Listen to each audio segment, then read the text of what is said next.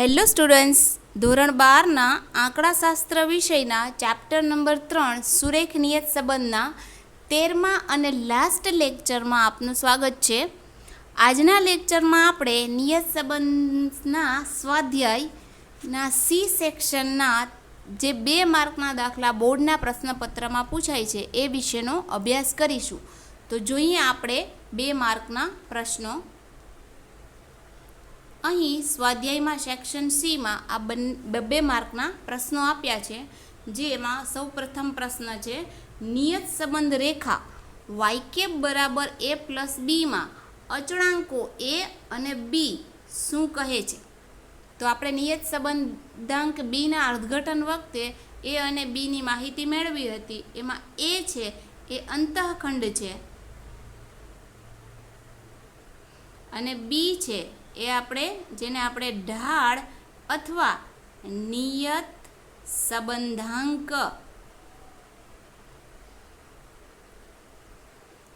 સંબંધાંક તરીકે ઓળખીએ છીએ.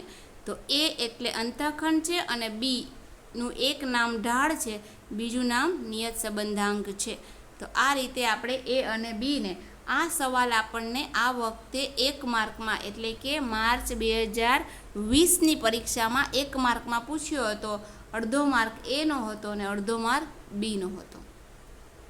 ત્યાર પછી બીજો સવાલ છે નિયત સંબંધ રેખા વાય બરાબર 23.2 માઇનસ 1.2xના અન્વયોજનમાં એક અવલોકન 6 એટલે x છે એ 6 છે ત્યારે y છે એ 17 છે. આ એક અવલોકન છે, ઉપયોગ થયો હોય તો x બરાબર 6 માટે yની અનુમાનિત કિંમત, પહેલાં yની અનુમાનિત કિંમત શોધી લેવી અને પછી ત્રુટિ શોધો. તો આપણે સૌપ્રથમ કિંમત મૂકીએ. y બરાબર 23.2 ઓછા 1.2x, જ્યાં આપણે xની જગ્યાએ કેટલા મૂકવાના છે 6. તો અહીં y બરાબર 23.2 માઇનસ 1.2 કૌંસમાં 6. તો 23.2 માઇનસ 12 6 72 એટલે 7.2. 23.2 માંથી 7.2 બાદ થાય તો આપણને કેટલા મળે 16. આ આપણને y મળી. જ્યારે આપણે x બરાબર 6 ઇનપુટ કર્યા તો આપણને આઉટપુટ y બરાબર 16 મળ્યા. પણ અહીં એમને ઓલરેડી 6 જ્યારે x હોય ત્યારે y કેટલા છે 17 છે. તો આપણી ત્રુટિ આ y 17 છે, આ y આપણને કેટલા મળ્યા 16. તો ત્રુટિ એટલે એરર બરાબર શું થાય y માઇનસ y. તો y આપણા કેટલા છે 17 અને y કેટલા મળ્યા 16. તો 17 માંથી 16 જાય તો એરર કેટલી મળે 1. એટલે ત્રુટિ આપણને 1 મળે છે. જોઈએ આપણે બંને દાખલાઓ. ઓકે, y આપણી 23.2 માઇનસ 1.2x, અહીં x બરાબર 6 મૂકતા 7.2 થયા. 23.2 માંથી 7.2 બાદ કરીએ એટલે y આપણને 16 મળે છે. જ્યારે એ લોકોને y કેટલા આપ્યા છે 17 આપ્યા છે. તો એરર એટલે e બરાબર y માઇનસ y. તો અહીં આપણે 17 માંથી 16 બાદ કરીએ તો એરર આપણને કેટલી મળશે 1. એટલે અહીં ત્રુટિ 1 છે. ત્યાર પછી આપણને સવાલ પૂછ્યો છે x બાર આટલા છે, y બાર આટલા છે, b આટલા છે. તો yની x પરની નિયત સંબંધ રેખાનો અંતઃખંડ શોધો. અંતઃખંડ એટલે a અને a નું સૂત્ર છે y બાર માઇનસ bx બાર. અહીં y બાર એટલે 20, x બાર એટલે 30 અને bની કિંમત છે 0.6. સૌપ્રથમ 0.6 અને 30નો ગુણાકાર 6 તેરી 18 એટલે એ આપણને 18 મળે છે. 20 માંથી બાદ કરો તો એ અંતઃખંડ શોધો એમ કીધું છે એટલે અંતઃખંડ આપણને 2 મળે છે. ત્યાર પછી બીજો સવાલ પૂછ્યું છે તે રેખાનું સમીકરણ લખો. એટલે સમીકરણ એટલે y બરાબર a પ્લસ b x. અહીં આપણે એની કિંમત 2 મૂકીશું, બીની કિંમત 0.6 આપેલી છે એટલે 0.6 અને x. તો આ રીતે આપણે સમીકરણ તૈયાર કરીશું. આવો દાખલો તમને 2 માર્કમાં પૂછી શકે તો 1 માર્કમાં અંતઃખંડ સુધીનું 1 માર્કનું હોય અને રેખા શોધવાનું બીજા માર્કનું, એમ કરીને તમને 2 માર્કમાં સી સેક્શનમાં આવો દાખલો પૂછી શકે. ત્યાર પછી જોઈએ આપણે દાખલા નંબર 4.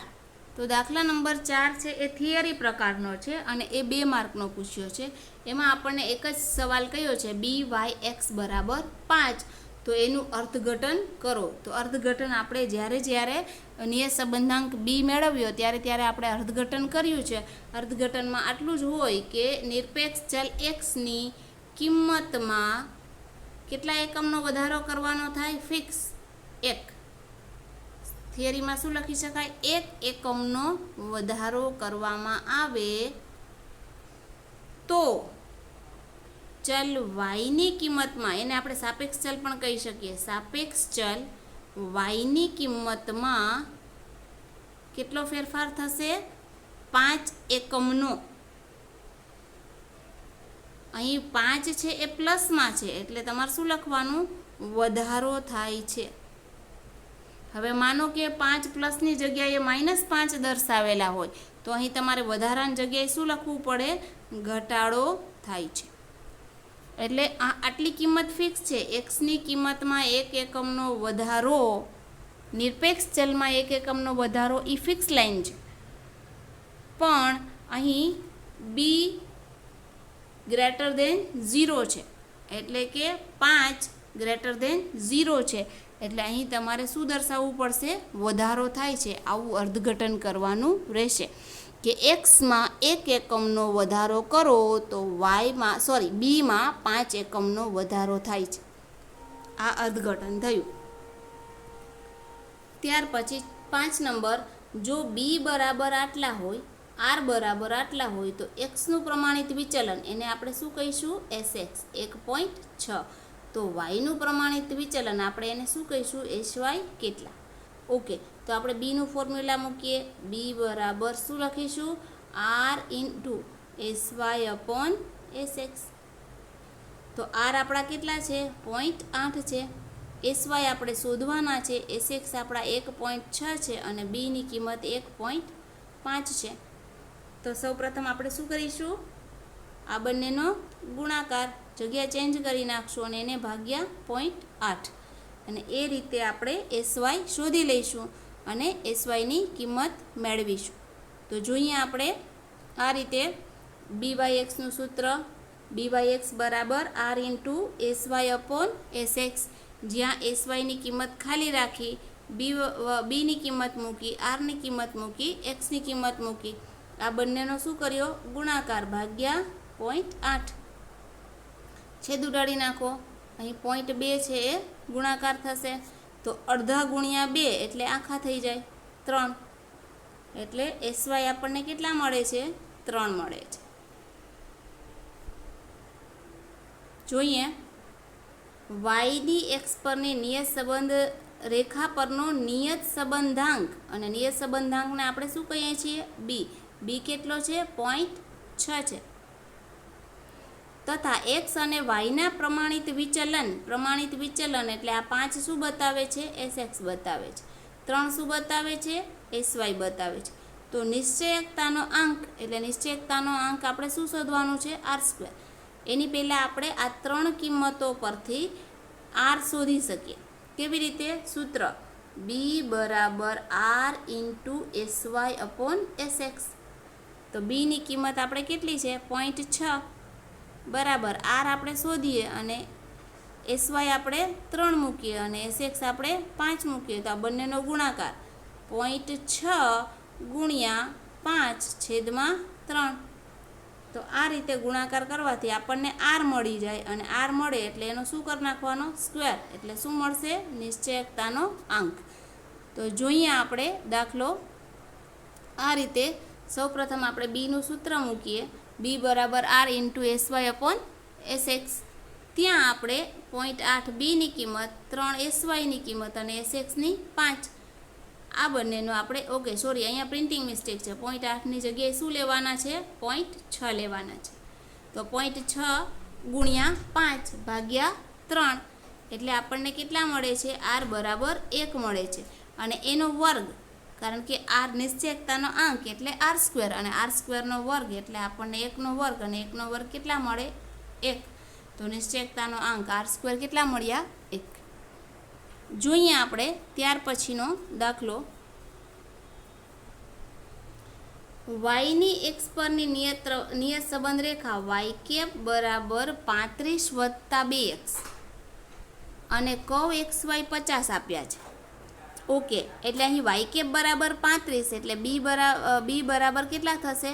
2 અને એ બરાબર 35 થશે, કારણ કે આ વાય કેપનું આપણે એનાલિસિસ કર્યું. અને કર્વ એક્સ વાય આપ્યા છે, કર્વ એક્સ વાય એ કેટલા છે? 50 છે. તો એક્સનું પ્રમાણિત વિચલન એટલે શું શોધવાનું છે? એસએક્સ. તો અહીં આપણે સૌપ્રથમ કર્વ એક્સ વાયનું સૂત્ર બીમાં ઉપયોગ કરીએ. એ બી બરાબર કર્વ એક્સ વાય છેદમાં એસ વર્ગ એક્સ. તો બીની કિંમત આપણે કેટલી મૂકી? 2 મૂકી. કર્વ એક્સ વાય આપણને 50 આપ્યા છે અને એસ વર્ગ એક્સ છે એ શોધવાના છે. આપણે બંનેની જગ્યા ચેન્જ કરી નાખીએ એટલે એસ વર્ગ એક્સ સામે લઈ લઈએ અને આ 2 છે એ 50ના છેદમાં જવા દઈએ. એટલે 50 ભાગ્યા 2 એટલે આપણને કેટલા મળે? 25 મળે. એ તો વર્ગ છે, એસ વર્ગ એક્સ, તો 25નું અંડરરૂટ કરવું પડે એટલે એસ એક્સ એટલે અંડરરૂટમાં 25. તો એસ એક્સ એટલે એક્સનું પ્રમાણિત વિચલન. એક્સનું પ્રમાણિત વિચલન કેટલું મળે છે? 5 મળે છે. તો આ રીતે આપણને એસ એક્સ 5 મળ્યા. જોઈએ આપણે દાખલા નંબર 8. અહીં આપણને નિયત સંબંધ રેખા માટે વાયની કિંમતમાં 10 એકમનો વધારો કરવામાં આવે તો એક્સની કિંમતમાં કેટલો વધારો કરવો પડે? સેમ જેટલો વાયમાં વધારો કરો એટલો જ આપણે એક્સની કિંમતમાં પણ વધારો કરવો પડે. ત્યાર પછી 9મું છે. એક્સ બાર બરાબર 10 છે અને વાય બાર બરાબર 25 છે. એક્સ બાર વાય બાર બંને આપેલા છે. સિગ્મા કાઉન્સમાં એક્સ માઇનસ 10 એકચ્યુઅલી શું હોય? એક્સ માઇનસ એક્સ બાર હોય, અને એક્સ બાર આપણને કેટલા આપ્યા છે? 10, એટલે આપણે એને એક્સ માઇનસ 10 કહી શકીએ. એવી રીતે વાય માઇનસ 25, તો અહીં વાય માઇનસ એકચ્યુઅલી વાય બાર હોય, એની જગ્યાએ આપણને વાય માઇનસ 25 આપ્યા છે એટલે એ વાય બાર જ છે. એ કેટલા છે? 120. સિગ્મા એક્સ માઇનસ 10 આખાનો વર્ગ છે એ કેટલા છે? 100 છે. તો વાયની એક્સ પરની નિયત સંબંધ રેખા માટે એ અને બીની કિંમત મેળવો. તો આપણે સૂત્ર મૂકીએ. કયું સૂત્ર આપણે એપ્લાય કરશું? આપણી પાસે જે માહિતી છે એ માહિતી એકોર્ડિંગ આપણે સૂત્ર લખશું. તો આપણે બીનું સૂત્ર બી બરાબર sigma x minus x bar Y minus Y બાર છેદમાં સિગ્મા એક્સ માઇનસ એક્સ બારનો વર્ગ. તો અહીં આપણે sigma x minus x bar Y minus Y બાર આપણે કેટલા છે? 120 આપ્યા છે અને એના છેદમાં 100 આપ્યા છે. 0 0 કટ થશે તો બીની કિંમત આપણને કેટલી મળશે? 1.2 મળશે. બી 1.2 મળી જાય તો આપણું વાય કેપ બરાબર પહેલાં એ શોધી લઈએ. એ બરાબર વાય બાર માઇનસ બી એક્સ બાર. વાય બાર આપણને આપ્યા છે 25, બી આપણા 1.2 છે અને એક્સ બાર આપણા 10 છે. એટલે 1.2 ગુણ્યા 10 એટલે શું થશે? 25 માઇનસ 12. તો આપણને એ કેટલા મળે છે? 13 મળે છે. બી કેટલા મળે છે? 1.2. હવે રેખા બનાવવાનું નથી કહ્યું, નહીંતર આપણે રેખા પણ બનાવીએ. એની વેલ્યુ કેટલી આવશે? 13. બીની વેલ્યુ આવશે 1.2. જોઈએ આપણે દાખલો.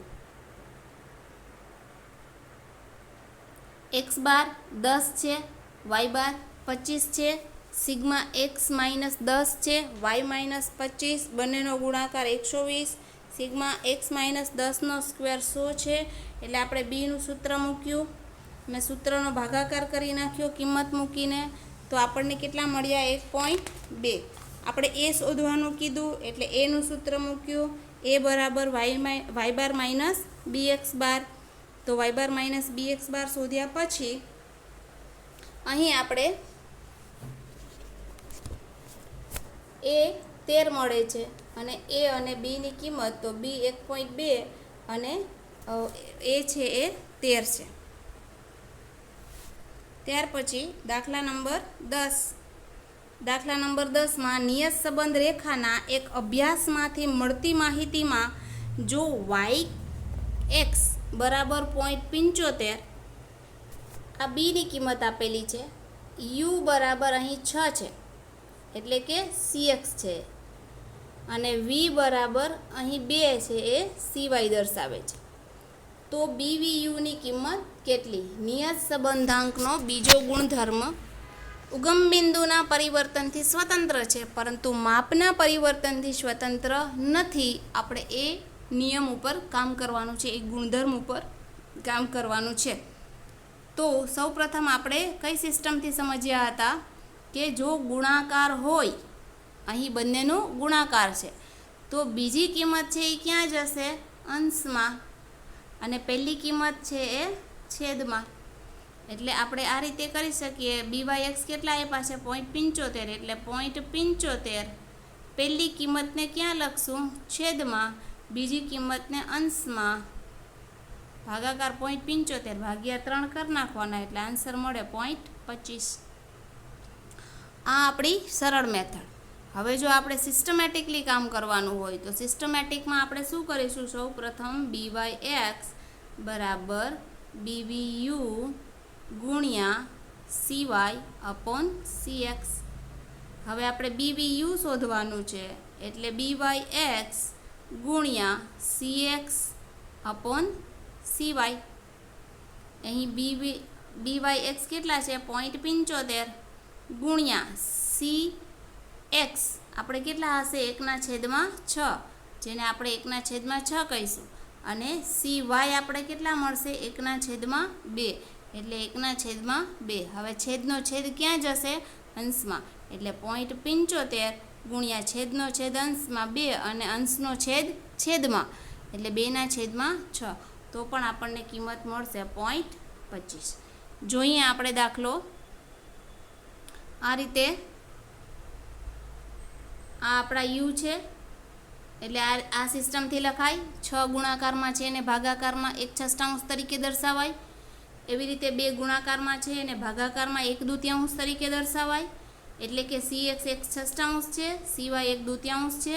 આપણું સૂત્ર BVUનું BYX ગુણ્યા CX/CY. અહીં BYX 0.75 છે, 1/6 છેદમાં 1/2, છેદનો છેદ અંશમાં, અંશનો છેદ છેદમાં, એટલે ટ્રાન્સલેશન આવું થયું 2/6, એટલે આપણને કેટલા મળે છે? 0.25. તો BVU આપણી પાસે કેટલા રહેશે? 0.25 રહેશે. તો આ રીતે આ દાખલો શોર્ટ ટ્રીકથી પણ થઈ શકે, અને જો સિસ્ટમેટિકલી પૂછાય 1, 2 કે 3 માર્કમાં, તો તમારે વ્યવસ્થિત ગણતરી કરીને પણ બતાવવો પડે. તો આ રીતે આપણે 10 દાખલાઓ જે આપેલા છે એ જોયા. અહીં આપણે એક 8 નંબરનો દાખલો સમજાવવાનો બાકી રહી ગયો. અગાઉના પ્રશ્ન 7માં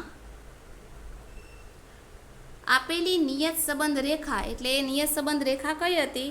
y બરાબર 35 + 2x આવી આપણી રેખા છે. yની કિંમતમાં 10 એકમનો વધારો કરવામાં આવે, એટલે આ જે yની કિંમત છે એમાં આપણે 10 વધારવાના છે, અને b આપણા કેટલા છે? તો b બરાબર આપણા 2 છે. હવે જો yની કિંમતમાં 10 એકમનો વધારો કરવાનો હોય તો આપણે ચેન્જ આવી રીતે લખી શકીએ કે y બરાબર BYX ગુણ્યા x. તો BYX આપણા કેટલા છે? 2 એકમ છે, અને x કેટલા છે? આપણે 2x, જે આ જ બતાવે છે એ જ 2x બતાવે છે. અને yમાં કેટલો વધારો કરવાનો કીધો? 10 એકમનો. તો અહીં આપણે સિસ્ટમેટિકલી કરીએ તો x બરાબર કેટલા થશે? 10/2. તો આ રીતે આપણે 10/2, એટલે xમાં x કેટલા થયા? 5 યુનિટ. એટલે કે જો જ્યારે yમાં 10 એકમનો વધારો થશે, અહીં 10 એકમની વાત કરીને, yમાં 10 એકમનો વધારો થશે, ત્યારે xમાં કેટલા એકમનો વધારો થશે? 5 એકમનો વધારો થશે. તો આ રીતે આપણે જસ્ટિફાઈ કરી શકીએ. અગાઉના પ્રશ્નપત્ર 7માં નિયત સંબંધ રેખા, આ નિયત સંબંધ રેખા હતી 35 + 2x, એ આપણી y બરાબર 35 + 2x હતું. આ 2x છે એ b દર્શાવે છે, અને b એટલે આપણા 2 છે. yમાં 10 એકમનો વધારો, એટલે આ y આપણે 10 સમજી લઈએ, ત્યારે આપણને એક્સ છે એ 2 એકમ મળે છે. તો આપણે એક્સને જસ્ટિફાઈ કરવા હોય તો 10/2 છેદ ઉડાડી નાખો એટલે એક્સ બરાબર કેટલા મળશે? 5. તો જો વાયની કિંમતમાં 10 એકમનો વધારો થાય તો એક્સના એકમમાં 5 એકમનો વધારો કરી શકાય. આ રીતે આપણે દાખલા નંબર 8નો જવાબ મેળવી શકીએ. તો અહીં આપણે તમામ દાખલાઓ જે સી સેક્શનના 2 માર્કના દાખલા છે એ પૂરા કર્યા અને આ સાથે જ આપણે નિયત સંબંધ ચેપ્ટર પણ પૂરું કર્યું. Thank you very much.